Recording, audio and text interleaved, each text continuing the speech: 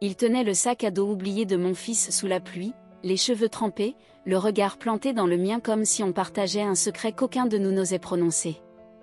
Cela faisait 7 ans qu'aucun homme ne m'avait regardé comme ça. Je me suis dit que ce n'était qu'un gamin. Que ce n'était rien. Mais quand nos mains se sont frôlées en attrapant le sac, j'ai senti un courant me traverser. Le silence. L'intensité de ses yeux. C'est là que j'ai compris, ce n'était plus anodin. Et le pire ? Je ne voulais pas que ça s'arrête. Je n'attendais personne ce jour-là. C'était un mardi, gris et humide, le genre de journée où la vapeur recouvre les vitres de la cuisine pendant qu'on fait la vaisselle. Ryan, mon fils, était parti bosser depuis 2 heures. Il rentrait rarement avant 21h. J'étais en train de frotter une poêle quand la sonnette a retenti. J'ai cru à un colis. Mais quand j'ai ouvert la porte, c'était Caleb. Il tenait le sac de Ryan. Il l'a oublié dans ma voiture, a-t-il dit en replaçant ses cheveux trempés derrière son front. Je me suis dit que j'allais passer avant de rentrer. Je suis restée muette quelques secondes. Ce n'était plus le grand adolescent maladroit que j'avais croisé l'été dernier à la fête de la piscine. Sa mâchoire s'était dessinée, ses épaules s'élargissaient sous un sweat gris détrempé. Encore un garçon, oui, mais avec la stature d'un homme. Entre, tu vas attraper froid, j'ai fini par dire. Il a hésité, puis a fait un pas à l'intérieur, laissant des traces humides sur le paillasson. Désolé, je voulais pas déranger. Ce n'est rien, ai-je répondu un peu vite. Ryan n'est pas là, mais je lui donnerai. J'ai tendu la main vers le sac. Nos doigts se sont à peine effleurés, juste assez pour que je retienne ma respiration. J'ai détourné les yeux en faisant mine de m'essuyer les mains. Tu veux une serviette ? Il a hoché la tête. Je lui en ai tendu une prise sur l'étendoir. Il s'est séché les cheveux avec l'air d'un gamin, sauf que rien dans son regard n'avait l'innocence d'un enfant. Ça va, m'a-t-il demandé. Pourquoi cette question ? On dirait que t'es ailleurs. J'ai lâché un rire nerveux. À ce point ? Il a haussé les épaules, adossé au plan de travail. Un peu. Je ne savais pas quoi répondre. Alors j'ai préparé 2 tasses de thé. On s'est assis à la table de la cuisine. Je lui ai posé des questions sur ses cours. Il m'a parlé de ses examens. Puis le silence s'est installé. Pas un silence gênant. Non. Un silence chargé, électrique. T'as jamais eu l'impression que le temps s'arrêtait ? A-t-il demandé, les yeux fixés sur la vapeur qui montait de sa tasse. Je ne lui ai pas répondu. J'étais trop occupée à regarder sa bouche bouger. Sa voix avait gagné en gravité. Et moi, je me suis rendu compte que ça faisait des années que je n'avais pas eu de vraie conversation. Ni avec un homme. Ni même avec un garçon. Et j'ai lâché la seule phrase que je n'aurais jamais dû dire, parfois j'oublie que je suis encore vivante. Là, il m'a regardée. Pas avec pitié. Pas comme un jeune qui parle à la mère de son pote. Mais comme s'il me voyait. Vraiment. Et pour la première fois depuis des années, je me suis sentie vue. Caleb n'a rien répondu tout de suite. Il est resté là, les doigts serrés autour de sa tasse, comme s'il s'y accrochait pour ne pas dire ou faire quelque chose de trop. Tu ne ressembles pas à quelqu'un qui a oublié comment vivre, a-t-il fini par dire, presque à voix basse. J'ai cligné des yeux. Tu ne me connais pas ? Peut-être pas, il s'est penché légèrement vers moi. Mais je connais ce regard. Celui de quelqu'un qui retient son souffle depuis trop longtemps. J'ai détourné les yeux. C'était trop. Trop vrai. Trop précis. Je n'étais pas habituée à ce qu'on me voie vraiment. Ryan m'aimait, bien sûr. Mais comme un fils aime sa mère. Ce n'était pas pareil.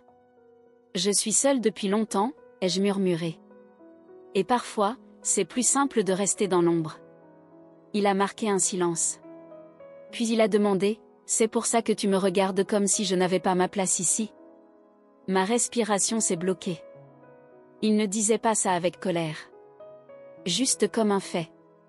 J'ai commencé à nier, puis je me suis tue. À quoi bon mentir ? C'est rien, a-t-il dit avec un petit sourire. J'aurais pas dû rentrer. C'était juste un sac. Non, ai-je répliqué un peu trop vite. C'est pas ça. C'est juste que, c'est une journée compliquée. Il s'est levé, a fini son thé d'un trait. Je vais y aller. Je l'ai suivi jusqu'à la porte. Mais la tension n'était pas partie. Au contraire. Elle s'était épaissie. J'ai tendu la main automatiquement pour ouvrir la porte. Il est sorti puis s'est arrêté sur le pas. « Je te trouve belle », a-t-il dit. Simplement. Sans détour. Sans sourire. Je suis restée figée, la main sur la poignée, le cœur battant. Il a descendu les marches, son sweat détrempé collé dans le dos. Puis il s'est retourné, comme s'il avait eu un doute. « Pardon », a-t-il ajouté. C'était déplacé. Je n'ai rien répondu. Je l'ai regardé s'éloigner, jusqu'à ce que la grisaille le fasse disparaître. J'ai fermé la porte lentement. Je l'ai verrouillée. Mais rien ne pouvait verrouiller ce qu'il venait de dire. Pas même la pluie. Cette nuit-là, je n'ai pas trouvé le sommeil. Pas à cause de la culpabilité. Pas à cause de la honte. Mais parce que, pour la première fois depuis des années, j'avais ressenti quelque chose que je pensais avoir perdu. Et je ne savais pas ce qui me faisait le plus peur, cette sensation ou le fait que je l'aimais bien. Les jours suivants sont passés comme dans un brouillard. J'ai rempli mes journées à l'excès, linge, appel de boulot, ménage obsessionnel. N'importe quoi pour éviter de penser à Caleb. Mais c'était inutile. Chaque fois que je fermais les yeux, je revoyais ce moment. Son regard. Ces mots. Je te trouve belle. Je n'en avais pas parlé à Ryan. Je ne comptais pas le faire. Il n'y avait rien à raconter, je me répétais. Juste un instant. Une erreur. Une pensée qui ne serait jamais réalité. Puis est arrivé le samedi. Ryan m'avait dit plus tôt dans la semaine qu'il serait avec des amis toute la journée. Je n'y avais pas prêté attention, jusqu'à ce que la sonnette retentisse en fin d'après-midi. J'ai ouvert la porte, et il était là. Caleb. Encore. J'ai oublié ma veste ici, a-t-il dit, même si on savait tous les deux que ce n'était pas vrai. Je me suis écartée. Regarde sur la chaise de la cuisine. Il est entré comme s'il avait l'habitude. Et ce qui m'a le plus dérangé, c'est que ça semblait naturel. Trop naturel. Tu n'es pas avec tes potes, j'ai demandé, en tentant d'avoir l'air détaché. J'y étais, a-t-il répondu, attrapant une veste invisible. Mais je n'arrêtais pas de penser à l'autre soir. Mon cœur s'est accéléré. Caleb. Je sais, m'a-t-il coupé en levant la main. J'aurais pas dû dire ça. Mais je pouvais pas faire comme si ça n'avait pas existé. Je me suis adossée au plan de travail, les bras croisés. T'as 19 ans. Tu ne devrais pas penser à ce genre de choses. J'ai 19 ans. Pas 12, a-t-il répliqué. Et je suis pas le seul à y penser. J'ai détourné les yeux. Tu peux pas faire ça, ai-je dit d'une voix basse. T'es le pote de Ryan. Je sais, a-t-il dit. Mais t'es pas juste la mère de Ryan. Ces mots m'ont figé. Je te vois, a-t-il poursuivi. Je te vois depuis bien avant cette soirée. Comment tu marches doucement dans ta propre maison, comme si t'essayais de ne réveiller personne. J'ai fermé les yeux. Il voyait trop. Et je détestais le fait que, je ne détestais pas ça. Je veux pas foutre le bazar, a-t-il dit enfin. Mais fallait que je te dise. Que quelqu'un te remarque. Que tu comptes. J'ai rouvert les yeux. Il était plus proche, à quelques pas seulement. Il ne me touchait pas. Il ne bougeait même pas. Il attendait. Tu veux quoi de moi, ai-je chuchoté. Rien, a-t-il dit. Juste, ce moment. Et puis il m'a embrassé. Ce n'était pas précipité. Pas agressif. C'était doux. Comme une question qu'il me posait avec ses lèvres. Je l'ai repoussé au bout de quelques secondes, le cœur en vrac. Tu devrais partir. Il a hoché la tête. Sans colère. Sans insister. Il est sorti. Mais en restant seul sur le pas de la porte, une main encore sur mes lèvres, j'ai su que ce n'était pas fini. Pas du tout. Le dimanche a été insupportable. Au petit déjeuner, Ryan a remarqué que quelque chose clochait. « Ça va, maman ?» m'a-t-il demandé, entre deux bouchées de céréales. « Oui, ai-je menti. J'ai mal dormi. » Il a haussé les épaules, a replongé dans son téléphone. Je l'ai observé, l'estomac noué par la culpabilité. Je me répétais que rien ne s'était vraiment passé. Juste un baiser. Juste un moment. Juste une erreur. Mais ça ne ressemblait pas à une erreur. Toute la journée, chaque son m'a fait sursauter, un texto, une voiture dehors, des pas sur le trottoir. Mais rien. Pas de message. Pas d'appel. Pas de Caleb. Et j'ai détesté à quel point ça m'atteignait. Le lundi, c'est la colère qui est montée. Pas contre lui. Contre moi. J'en étais à espérer. À attendre. À vérifier mon reflet 2 fois dans la glace avant de sortir. Je suis allée faire quelques courses l'après-midi, histoire de m'aérer la tête. En passant devant les surgelés, une voix derrière moi m'a stoppée. Je pensais pas te croiser ici. Je me suis retournée. Caleb. Jean, t-shirt noir, sourire tranquille. Comme si de rien n'était. Qu'est-ce que tu fais là, ai-je demandé. J'achète à manger, a-t-il dit en levant son petit panier. Moi aussi, j'ai faim, tu sais. J'ai levé les yeux au ciel, mais un sourire s'est malgré moi dessiné sur mes lèvres. Je pensais pas te revoir, ai-je murmuré. Pourquoi? Parce que tu m'as embrassé. Il a fait un pas vers moi. Je t'ai dit que je ne regrettais pas. Moi si, ai-je lancé trop vite. Enfin, je devrais. Tu devrais, a-t-il répété doucement. Mais est-ce que tu regrettes vraiment? Je n'ai pas répondu. Je ne pouvais pas. Il a tendu le bras vers une étagère, a attrapé un pot de crème pour le café. Sa main a frôlé la mienne. L'électricité est revenue, violente. T'es dangereux, ai-je murmuré. Non, a-t-il dit en me regardant droit dans les yeux. Je suis juste honnête. Et il a continué son chemin, ne se retournant qu'une seule fois pour dire « à bientôt ». Je suis restée plantée là, devant les petits pois surgelés, le cœur battant à tout rompre, incapable de comprendre comment un échange aussi discret pouvait déclencher autant de bruit en moi.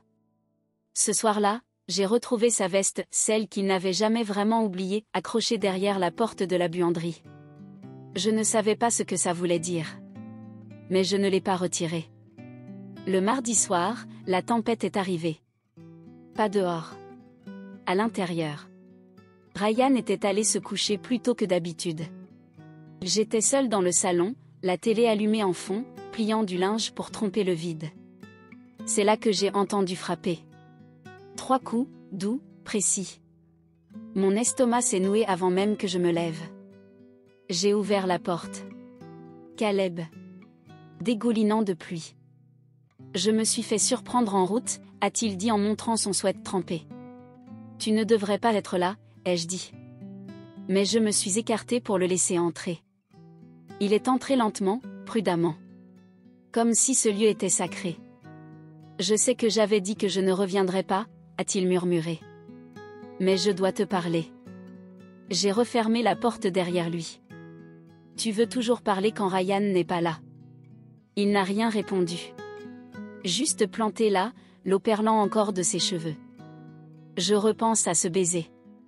À ce qui se serait passé si tu ne t'étais pas reculé. Un os est formé dans ma poitrine. Ce baiser était une erreur. Alors pourquoi tu ne l'as pas dit à Ryan, a-t-il répliqué. Cette question m'a figé. Il s'est approché d'un pas, tu ne lui as rien dit. Tu ne m'as pas bloqué. Tu ne m'as pas demandé d'arrêter de venir. Je ne veux pas lui faire de mal, ai-je dit. Ni à toi. Il a ri doucement. Tu crois que ça me fait mal? Être près de toi, même s'il ne se passe rien, c'est le meilleur moment de ma semaine. J'ai secoué la tête. Ça ne peut pas arriver. C'est pas juste. Juste pour qui, a-t-il demandé. Pour le monde? Pour Ryan? Ou pour toi? J'ai le double de ton âge. Tu as 38 ans, a-t-il corrigé. T'es pas une vieille. Tu joues à la console dans la chambre de mon fils et tu laisses traîner des cartons de pizza, ai-je lancé, agacé. Un sourire est né sur ses lèvres. Tu t'en souviens? Je me souviens de tout. Silence. Puis, sans mot, j'ai attrapé une serviette posée sur le dossier du canapé et la lui ai tendue. Il s'est essuyé les cheveux, puis a attendu. Immobile. Je ne vais pas t'embrasser à nouveau, a-t-il soufflé. À moins que tu me le demandes. Je ne dis rien. Il a tourné la poignée, prêt à partir. Et ma voix m'a trahi, attends. Il s'est figé. J'ai fait un pas, lentement, et j'ai touché son bras juste du bout des doigts. Il s'est retourné. Et je l'ai embrassé. C'était court. Doux. Presque incertain. Mais c'était réel. J'ai senti sa respiration se bloquer. Et la mienne s'éteindre. Puis j'ai reculé, le cœur affolé. C'est tout, ai-je dit. Je sais, a-t-il murmuré. Et il est parti. J'ai verrouillé la porte. Je m'y suis adossée. J'ai fermé les yeux. Je venais de franchir une ligne et je n'étais plus sûre de vouloir revenir en arrière. Le lendemain matin avait le goût d'une gueule de bois. Pas à cause d'alcool, mais à cause de l'adrénaline. J'ai suivi ma routine sans vraiment y penser, café, vaisselle, une machine de linge. Chaque bruit dans la maison semblait plus fort. Chaque regard de Ryan me paraissait suspect, même s'il n'avait rien dit. Mais moi, je savais. Je l'avais embrassé. Je l'avais voulu. Et maintenant, je ne pouvais plus arrêter d'y penser. Vers midi, j'ai reçu un message. Pas de Caleb. De Ryan.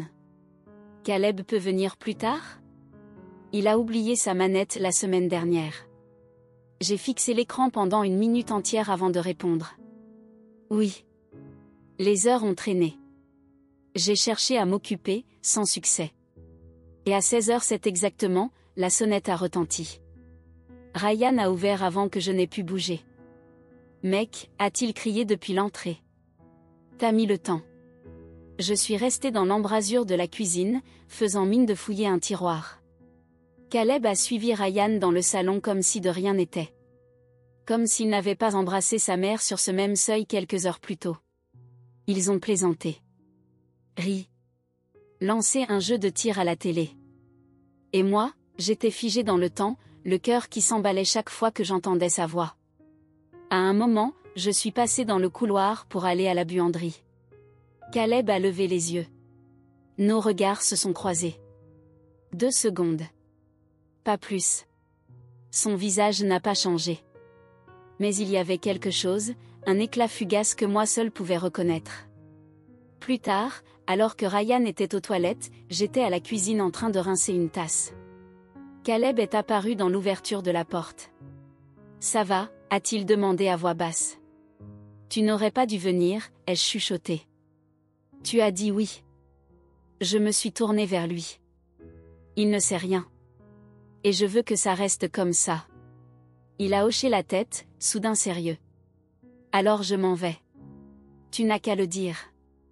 Je l'ai fixé un moment. Tu peux rester, ai-je dit. Mais pas après son départ. Il a baissé les yeux, puis m'a regardé. D'accord. Le bruit de la chasse d'eau nous a fait sursauter. Il s'est écarté juste à temps. Ryan est revenu comme si de rien n'était. La soirée a passé. Ils ont rigolé. Mangé des chips. Une soirée normale. Mais moi, j'avais l'impression de marcher au bord d'un précipice. À 20h12, Caleb est parti. Il ne m'a pas dit au revoir. Juste un signe de la main à Ryan avant de franchir la porte. Et même ce simple geste, même ça, avait le goût d'un nouveau secret. Cette nuit-là, je suis restée allongée à regarder le plafond, incapable de fermer l'œil. Je me demandais combien de temps encore ça pouvait durer avant que tout explose. Parce que quelque chose allait exploser. Et je ne savais pas si ce serait lui, moi ou Ryan. La tension ne disparut pas. Elle s'était simplement transformée. Moins vive, plus sourde. Caleb ne revint pas pendant plusieurs jours, et je me suis dit que c'était pour le mieux. Un silence salutaire. Peut-être qu'on s'était rapproché trop vite. Peut-être qu'on s'était arrêté à temps. Mais puis est arrivé le vendredi. Ryan était sorti au cinéma avec ses amis. Il m'avait proposé de venir, comme toujours. Et comme toujours, j'avais refusé. À 19h43, on a frappé à la porte. Pas de sonnette. Juste ces 3 petits coups. Reconnaissables entre mille. Je n'ai pas bougé tout de suite. Une partie de moi espérait qu'il parte. Mais je savais déjà que j'allais ouvrir. Caleb était là, en jean et sweat à capuche sombre, les mains dans les poches. Je comptais pas venir, a-t-il dit. Mais je devais te voir. Je me suis écartée sans un mot. Il est entré lentement, sans un sourire. Cette fois, quelque chose était différent.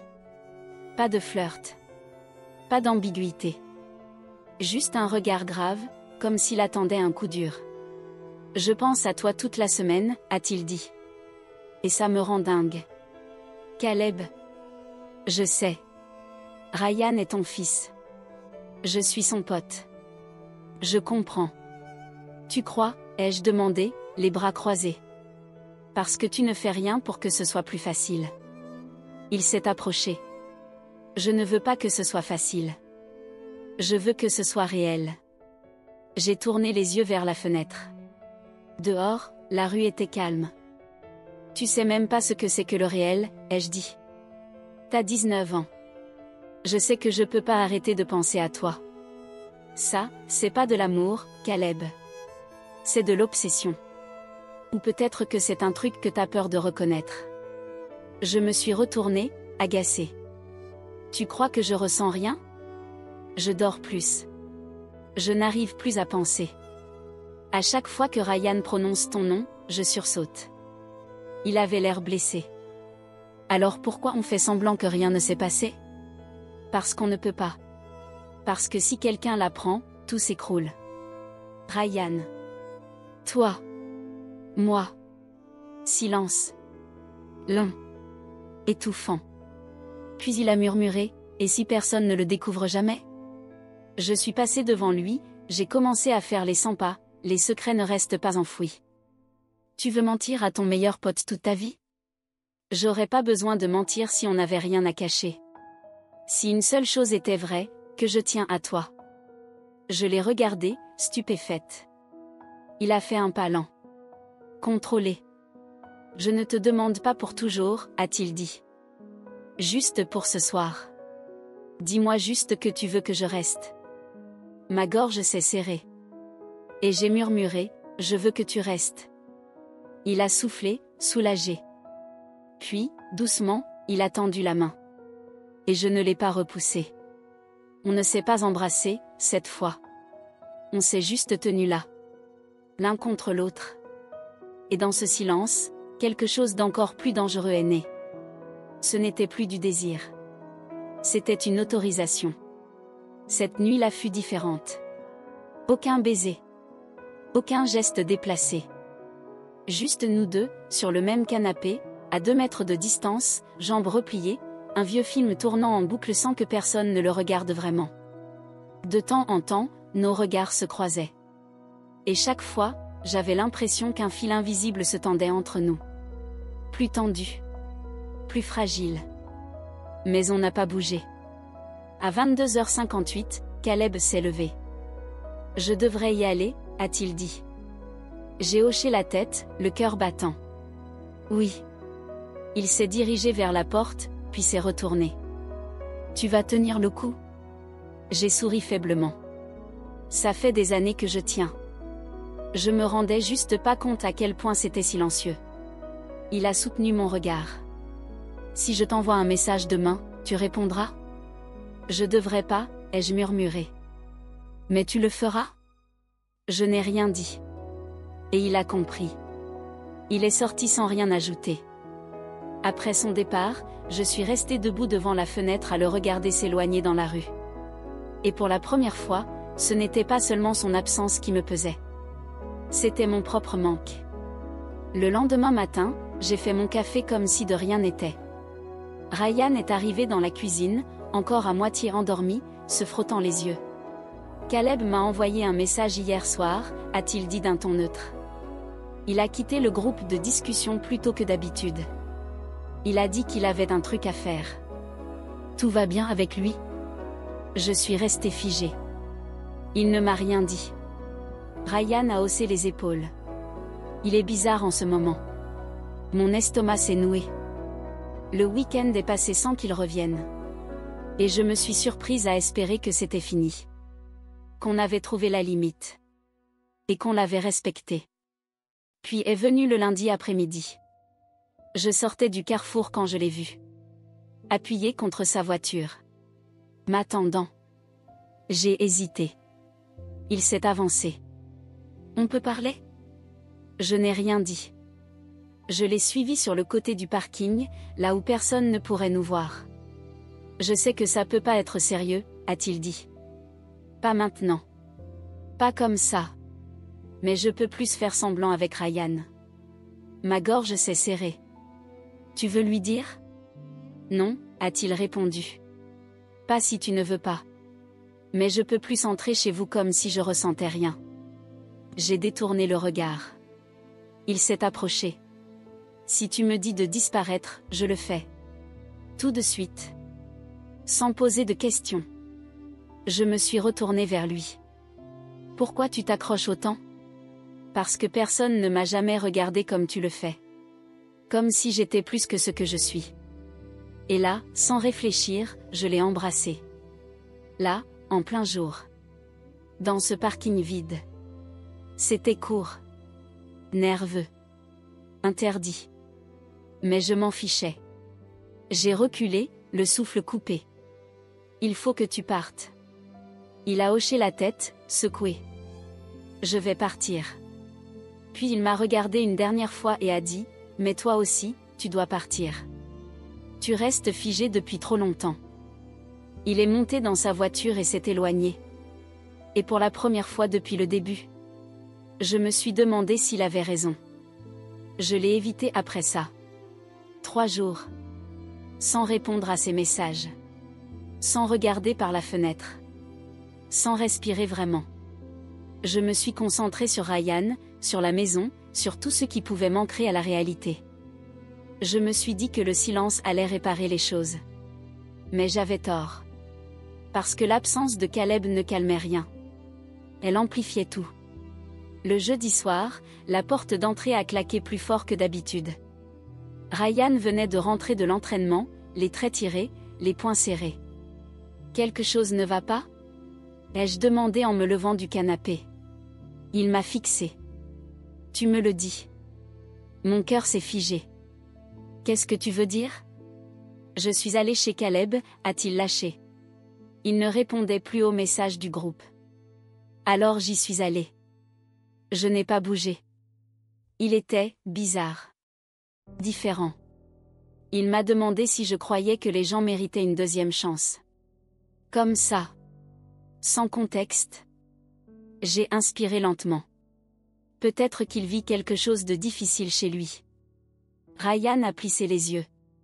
Tu sais quelque chose. Ryan. Maman, qu'est-ce qui se passe? Sa voix a tremblé. Tu me caches quelque chose? J'ai hésité. Et ce silence, c'était une réponse en soi. Il a reculé, lentement. C'est Caleb, hein? Il s'est passé un truc. Non, ai-je répondu aussitôt. Rien ne s'est passé. On a juste parlé. C'est tout. Il a secoué la tête, les yeux brillants. C'est mon meilleur ami. Et toi, t'es ma mère. Comment vous avez pu croire que c'était normal? Des larmes ont monté. Ce n'était pas censé devenir quelque chose. Mais c'est devenu quelque chose, a-t-il soufflé. Je n'ai pas su quoi répondre. Je n'ai pas pu. Il est parti dans sa chambre. Il a claqué la porte. Je suis restée seule dans le couloir, tremblante, le cœur brisé en deux. Je n'avais rien fait d'illégal. Rien d'impardonnable. Mais j'avais franchi une limite qu'on ne peut pas franchir sans conséquence.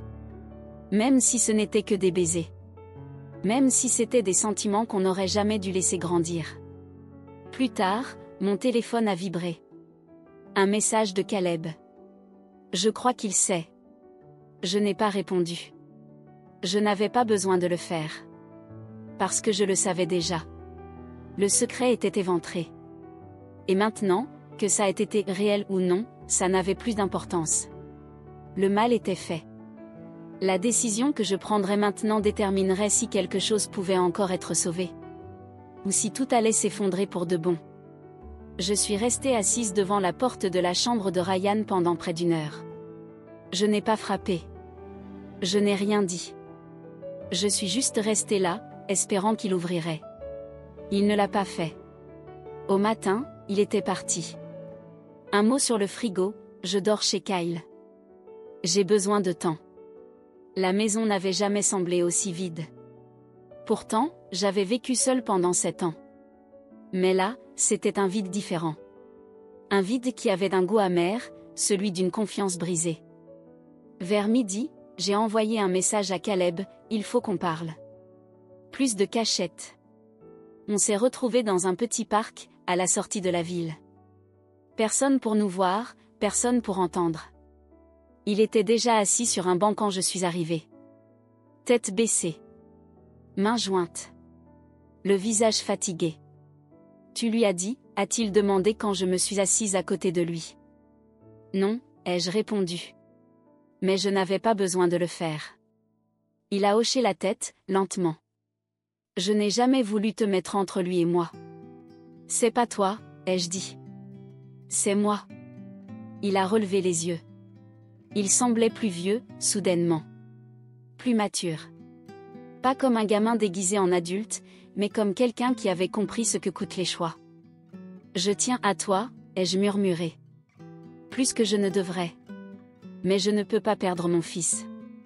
Il a dégluti. Je comprends. On ne peut pas continuer, ai-je dit. Ni aujourd'hui. Peut-être même jamais. Silence. Puis il a soufflé, je ne regrette pas de t'avoir rencontré.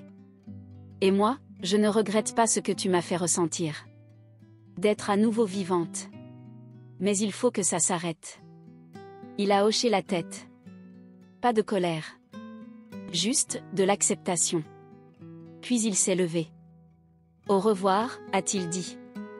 Je l'ai regardé s'éloigner, une dernière fois. Et cette fois, je ne suis pas restée à la fenêtre. Je ne l'ai pas attendu. Je l'ai laissé partir. 2 jours plus tard, Ryan est rentré. On a parlé. Pas de pardon immédiat. Pas de grande scène. Mais des mots. Des silences. De l'écoute. Et c'était déjà beaucoup. Je lui ai dit la vérité, sans détour, sans chercher d'excuses. Que j'avais ressenti quelque chose de flou, de mal placé. Que je m'étais arrêtée avant qu'il ne soit trop tard. Il n'a pas tout accepté. Mais il n'est pas reparti. Le temps a passé. Des semaines. Puis des mois. Caleb n'est jamais revenu. Il a eu son diplôme, a quitté la ville. D'après ce que j'ai entendu, il bosse maintenant dans une association culturelle, avec des jeunes en difficulté. Et moi? J'ai recommencé à vivre. Pas à travers quelqu'un d'autre. Pour moi. Parce que parfois, le plus difficile, c'est de faire ce qui est juste. Et parfois, la personne qui vous réveille, n'est pas celle qui doit rester. Et vous, à ma place, vous auriez fermé la porte ?